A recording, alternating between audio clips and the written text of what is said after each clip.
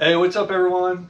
Today is Saturday, April 27th, and I am going to be building my new bike.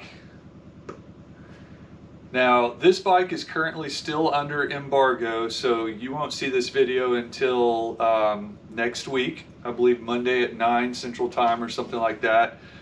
And I'm going to be tearing down my current Cervelo Aspero, which I absolutely love. I have no complaints about it whatsoever. I built it during the pandemic and wasn't looking for a new bike. But like a lot of our customers, I am completely obsessed with super rad bikes. And Cervelo has now launched their new model year 24 Aspero. Not a lot has changed between these bikes, but there are some key differences. One of the complaints I had about my Aspero, which wasn't really a complaint, was that it could only fit a 42 millimeter tire officially. Now, my bike does have Schwalbe 45 millimeter tires on it, but if it was a muddy race, I probably wouldn't fare too well, honestly. It clears with plenty of clearance with the Zip 303S wheel, but in my older age, I'm more of a fair weather bike racer these days, and I'm okay with that. However, the new one will officially clear 45 millimeter tires, so they did build in a little more tire clearance. And they did that by doing a couple things. One, widening the chainstays and the fork a little bit, and two, they had to cut out the C tube just a little bit more to allow for that extra volume. Another really cool thing they did was they put a T47A bottom bracket in it. So for those of you that don't know, T47 bottom bracket is a threaded bottom bracket shell, which those of us who have been working in the bike industry basically our whole lives have been screaming at manufacturers to please put threads back in your bottom bracket shells. From a mechanic standpoint, this is a no-brainer. You can take the bottom bracket in and out. It's easier to service if you have one go out. It's easy to change that out. I don't have that issue because I run ceramic speed with a lifetime warranty, and so should you. But thankfully they put that in. Now it should be noted that this is a T47A, which means it's asymmetrical, similar to the BB Wright system, which is a press fit system, which is what Cervelo has used for a really long time. They started doing this on the Soloist, and then they brought it over to the Aspero, which brings me to the next really cool point. Like the Soloist, they put, I don't know if you can see it, a D-shaped steer tube on the Aspero. And with the D-shaped steer tube, that means that we get some level of integration. Now, that's why the bearing cap has this channel right here, because this comes out of the box, and this is not a 5 series, this comes out of the box with a semi-integrated setup. So the stem that's meant for this one, which if you buy the frame set, you're going to need to buy the stem also. It's going to have a clip on the bottom so that the cables will come under the bars through the clip and then tuck real neatly up under here. My old bike, and I'll pivot the camera so you can see, did not have that, so I had these unsightly cables, which in today's modern world is like almost useless now, right? Just kidding, it's not that big of a deal. So semi-integration, more tire clearance, T47A, and it comes in this really gorgeous peaches and cream, sea ice, and wood smoke, I think is the name of the other color. I went with peaches and cream because that's kind of my personality. I'm kind of a delicate flower. It's just gorgeous out in the sun. It's got a lot of gold metallic flake in it. I'll pop some of that up so that you can see it. Today, after I'm done building it, it won't be that pretty outside because it's going to storm all day, so it's very overcast, but I will try to put some pictures on my Instagram account whenever the sun comes back out and it's all built so that you can see more closely what the color actually looks like. So let's get started.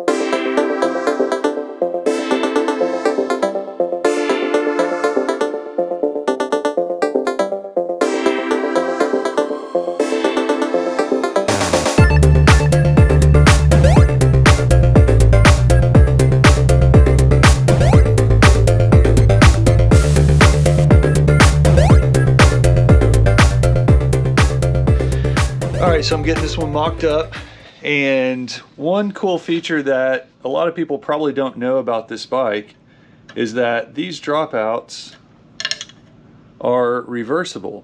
So I'm going to set mine up with 700C wheels, obviously, but if you run 650s, you can take this out and you can change your fork offset by just flipping that chip back and forth.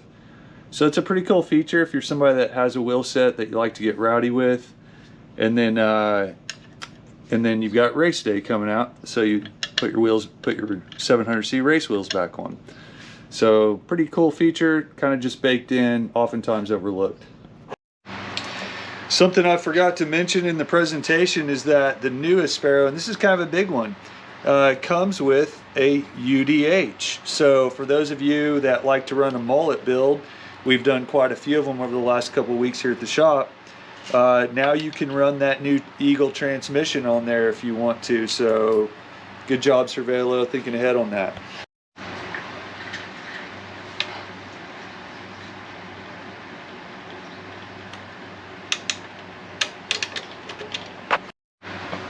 Hey everyone, just want to put this out there. So I've been doing this since 1999, and you know, I was putting the UDH in. You can clearly see on the bolt head, I'll try to zoom in real close, that it says 25 Newton meters. But if you take it to 25, this is what will happen, because on a UDH, and this is new to me because this is kind of new. We've done a couple of UDH installs, but it's always putting transmission on, so I've never actually used it before. This piece right here is like a really heavy nylon, similar to what comes in the upper bushing of like a shock mount. So that torque spec is definitely going to rip your threads out if you go for it. So it doesn't have a torque spec listed for these nylon threads. So whoever makes these UDH, and I'll try to get to the bottom of that, we're going to try to get some clarification on that, because that is way too tight for nylon. So don't do that.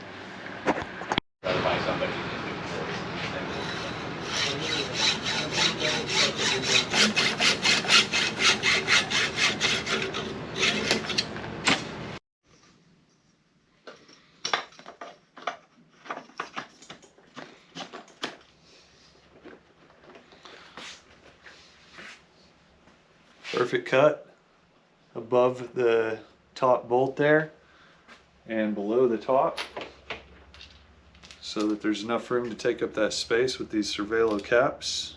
You do have to keep that in mind.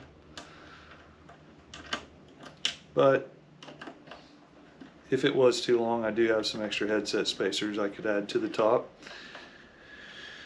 But here we like to dabble in perfection. One of the really cool things about doing the fully integrated cockpits with Cervelo is that they sell their own stems and face plates that have their own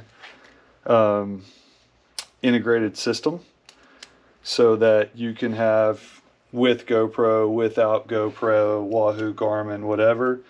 I do run a Garmin a lot of the times, obviously, and so I use the GoPro mount on mine, but it's real cool. It's got a little backing plate that just kind of pushes up where the nut's going to thread in, and then you just drop that little bolt in there and it holds it in place. And in talking to some of the people that work at Cervelo, there is another brand, it's kind of just one person, best I can tell, called MagCAD, M-A-G-C-A-D. And whoever MagCAD is designs other types of mounts for these as well. So if you don't like how flush this is, you can get one that's kind of like a little bit more drop down and real clean. But I'm okay with this. I run this same one on my Caledonia. I like them pretty well, and I know they fit, so pretty cool. Pretty nice bag. This is Cervelo's own bar, and this one has integrated routing that's going to mate up to the back of the stem so that the cables can run inside the stem, which is what gives it that super clean look.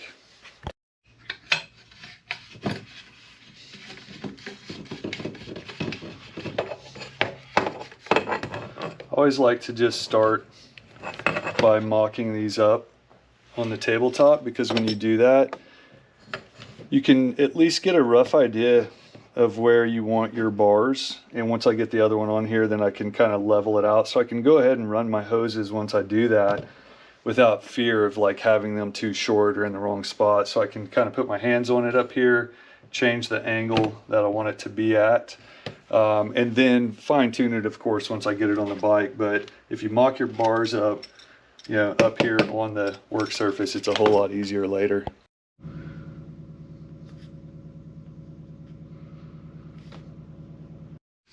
All right, let's see if I can get this on there. I've had about 19 cups of coffee this morning, so my hands are super shaky right now. But we'll just go nice and slow. Got to be really cautious not to cross-thread it, obviously. And we're just going to install loosely to make sure that those cables tuck into that groove on the back side. I'm just going to do a couple of bolts, just a couple of threads here. That way I can let it hang. Another quick tip here for you mechanics at home, or mechanics that work in a shop. When you're dealing with anything with a stem or headset or handlebars, it's not a bad idea to grab your stool, whether it's your park stool or just this old computer chair like I like to use. Put the bike over the top, let the chair up. That way it holds it nice and steady so that it's not flopping around in the wind. Little trick that my coworker Andrew showed me, and it's always amazing what you can learn after doing this even for a really long time. So give it a try.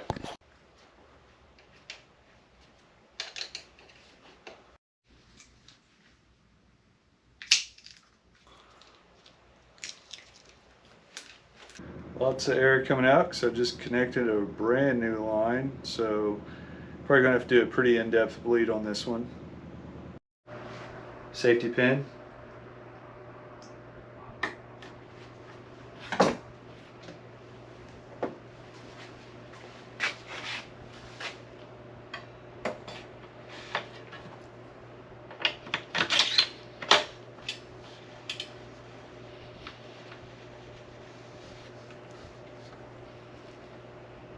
We'll check the torque on that later.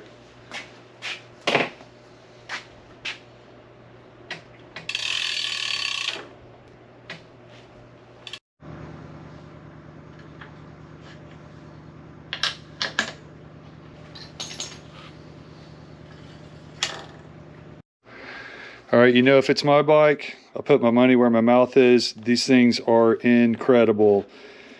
We've installed every brand of ceramic bearing bottom bracket, and I'm telling you, yes, this one is the most expensive one, but spend the money, it's worth it. They are incredible. I get the lifetime warranty version myself. It's $100 more, but they just work so stinking well. So ceramic speed, put it in your bike.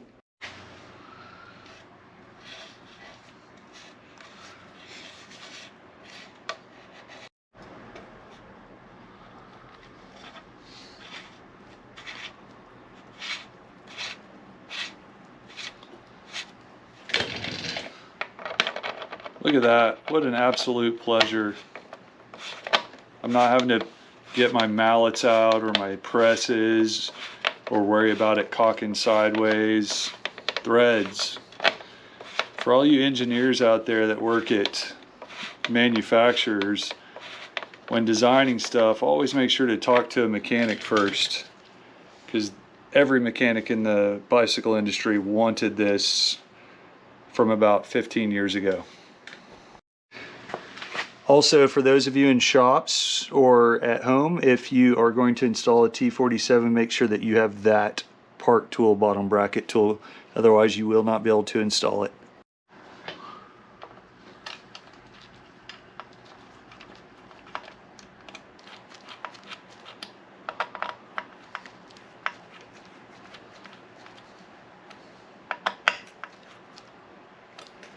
It's clean. Just got to do a little customization before installation. One trick to covering up some old war wounds is a permanent marker, and usually no one knows the difference.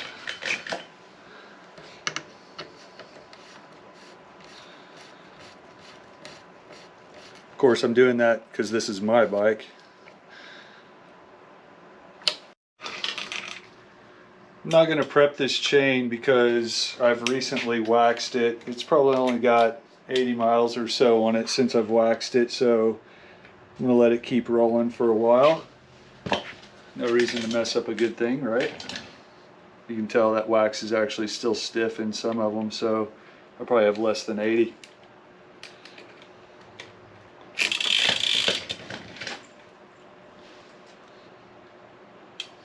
Something else I did off camera was I adjusted my brake caliper before I hooked the chain up, and when I get the opportunity to do it that way, I definitely prefer doing it that way, because once the chain's on,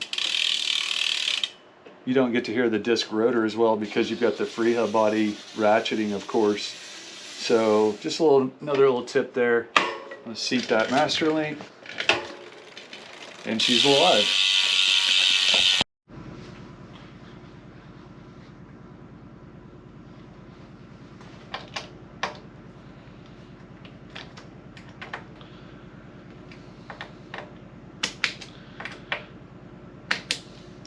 Y'all, look how clean that is. No cables exposed at all. Once I get the bars wrapped, those cables will be tucked up nicely in the bars. But that is awesome. I liked my bike before, but those cables out front honestly did kill me a little bit. So I'm pretty pumped about this.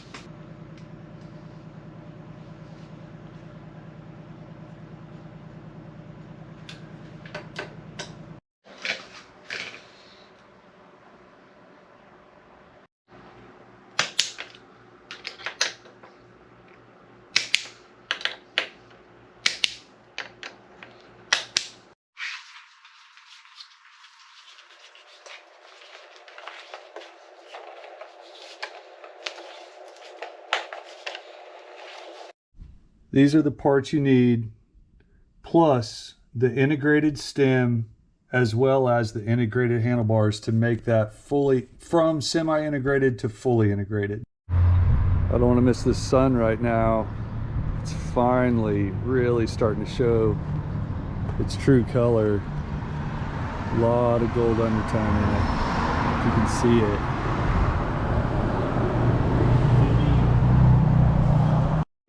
Alright, so I wanted to just get it out here to show you. These are 45mm tires on Zip 303S.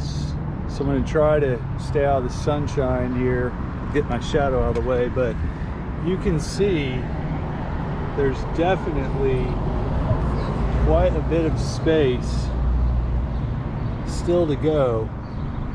So officially this fits 45s, but I'd like to know if any of y'all go for it and run 48s. Looks like it'll go, but I already had these tires and they're brand new, so I'm gonna run my 45s, and I like them.